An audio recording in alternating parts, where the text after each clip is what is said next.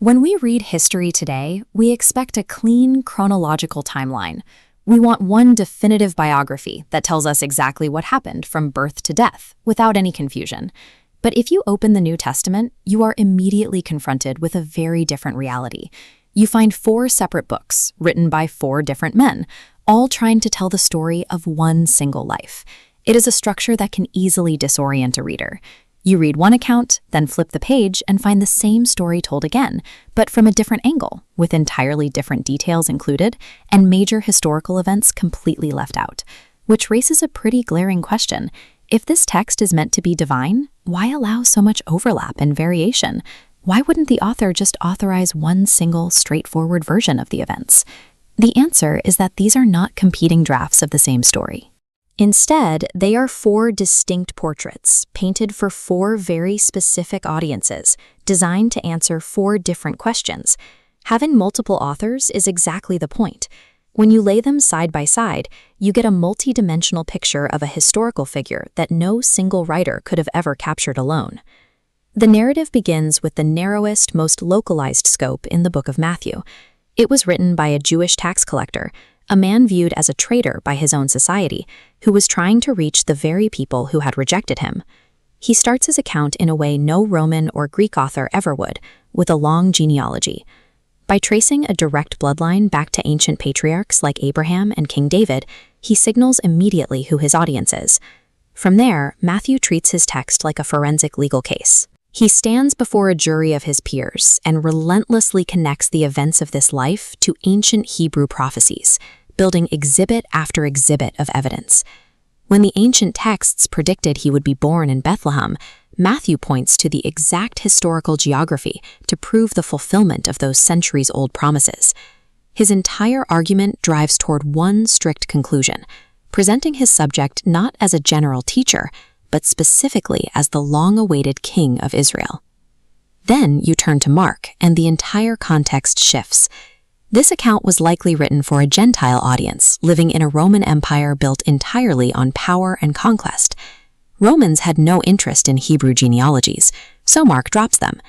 Instead, he throws the reader straight into boots-on-the-ground action. His favorite word translates to immediately, moving the narrative forward at a breakneck pace. Mark knew his Roman audience understood absolute authority, so he offered them a stark contrast. He demonstrates a different kind of strength, showing a ruler who washes feet, an active servant who conquers by dying rather than by ruling as a dictator. So in just the first 2 books, the scope widens.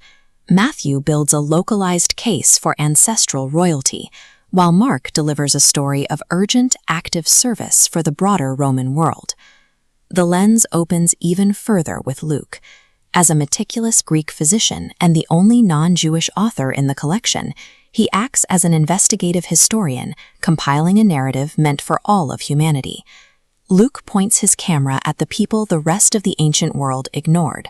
He deliberately places the poorest classes, women and outcasts, like shepherds sleeping in dirt fields, right at the center of his text. It is only in his account that we find stories of radical compassion, like the Good Samaritan or the prodigal son. He specifically highlights despised outsiders as the heroes. His meticulous history paints a final portrait of a universal savior.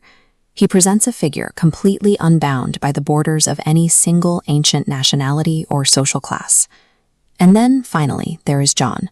Writing years later, this inner circle confidant steps all the way back from the crowds and the timelines to ask the ultimate question of identity. He bypasses earthly history and birth stories entirely. Instead, he opens his text before time even existed, starting at the creation of the universe itself. This graphic shows John's theological argument. Rather than listing every miracle, he selects exactly 7 escalating signs. He tracks a deliberate climb, scaling upward from altering physical ailments to restoring sight, all the way to the peak, conquering life and death itself. John's portrait ultimately swallows the other 3. You watch the scope expand from a local king to an active servant to a universal man, and finally to the cosmic creator operating in human flesh. If you take any single one of these accounts away, the historical and theological picture breaks down. you lose a crucial angle. The design only becomes clear when you look at the whole. This story was intentionally delivered through the highly diverse temperaments of a tax collector, a reporter, a doctor, and a fisherman. If you require strict historical proof and want to see the exact fulfillment of ancient promises, you read Matthew. If you are overwhelmed by complex data and just need to witness urgent, relentless action, you read Mark. If you feel like a societal outsider and need concrete proof of radical inclusion, you read Luke. And if you are prepared to confront the most profound cosmic claims ever made about the nature of reality, you read John. No single book could ever contain the entirety of this subject, but together, these four combined perspectives are exactly enough to force a decision.